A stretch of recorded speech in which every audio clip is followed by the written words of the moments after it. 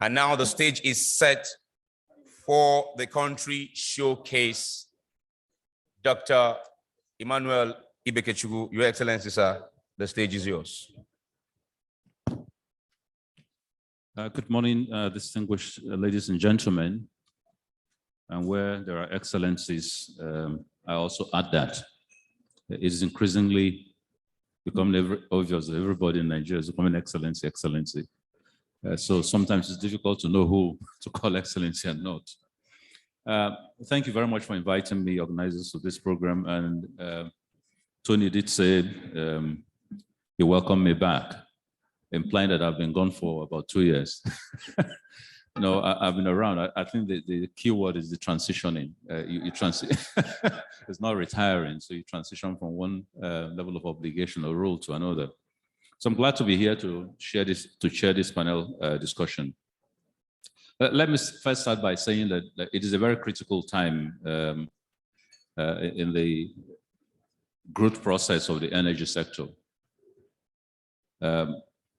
The key things you will notice over the next coming years is obviously the world transition will assume much wider dimension. We're getting to stages where major oil companies and IOCs are basically walking away from their investment or selling their investments. You're looking at obviously the key concerns about emissions and what needs to happen next. And then, of course, you have a lot of African economies who are emerging into this sector, are looking for opportunities to be able to grow and indeed join the League of Oil Producing Nations. So it's usually a very critical period. I do share Farouk's concern sometimes that it's almost like we're not leaping ahead well enough.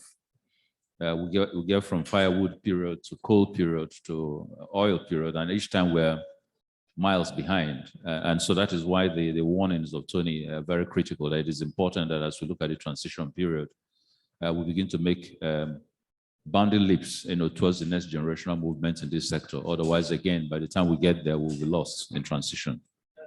But I think it's also a huge opportunity period for oil investors or national investors in the African continent, both individual and corporate, and both individual and national. And that's why I'm particularly glad that we're having this session that involves national oil companies.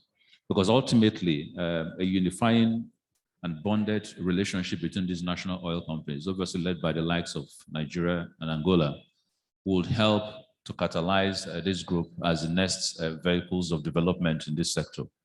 So it's very, very critical that we begin to find forums in which you all come together, share thoughts, and look at what investment potentials are. Nigeria has done quite a lot in the last couple of years in terms of energizing private sector investment by Nigerians.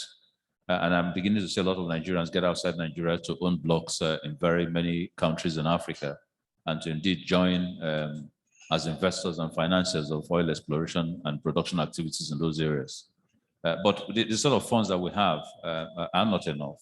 We will need to look at leverage on regional organizations who have requisite funding for this to be able to grow. So today I will be particularly interested in hearing what the opportunities are in these sectors. Whether it is places like Senegal, which have been able to at least transition out into being able to find and discover their own oil and begin to create a mix of production, to the likes of Kenya and the rest who are beginning to grow in those areas, or the likes of Liberia, which has some of the most versatile fields available in the African continent right now, or Nigeria, which continues to grow and continues to look at new opportunities. It'll be nice to see what each country is doing and what the opportunities are. And I think the essence of this gathering will be to then, for those of you who are private sector players in this area, to look at what is happening in these countries and how can you leverage on what we say here today to encourage you to get into these countries and to make your investments. We have 1.5 hours. I'll be very strict with time. We'll hope to have every person have about 10 minutes, every country have about 10 minutes to present their own portfolio. Then we'll have under 10 to 15 minutes for questions and answers from all of you. We're far gone in time, so we won't be able to take the question and answers we had projected, but we'll advise parties who are interested in investment in a lot of these countries to see them directly. I will also expect that those who are behind SAIPEC will have obviously online some of these presentations and the opportunities emerge. But just a few quick summary. The first is that the there's continues to be a very aggressive play in the E&G sectors all over Africa. And this is at a time when we are all worried about the transition concerns. The volumes that are going to be hitting the market over the next 10 years are fairly massive. And if the transition moves at a fairly rapid pace, then we have certain things to worry about. The second is that the major oil companies who indeed are in the forefront of this transition process continue to maintain leadership positions in terms of investment in this country. So there's a little bit of distortion. One aggressive play in some of the emerging oil and gas play areas, and yet a very aggressive exits in very mature areas.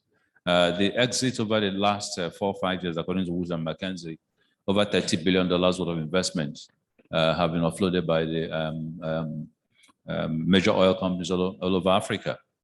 And so the question is, it is either the countries that are emerging now will prepare themselves for some level of investment shock down the road when these countries begin to exit, or they will be ready for very aggressive and fairly unfair terms of exploratory acreage awards.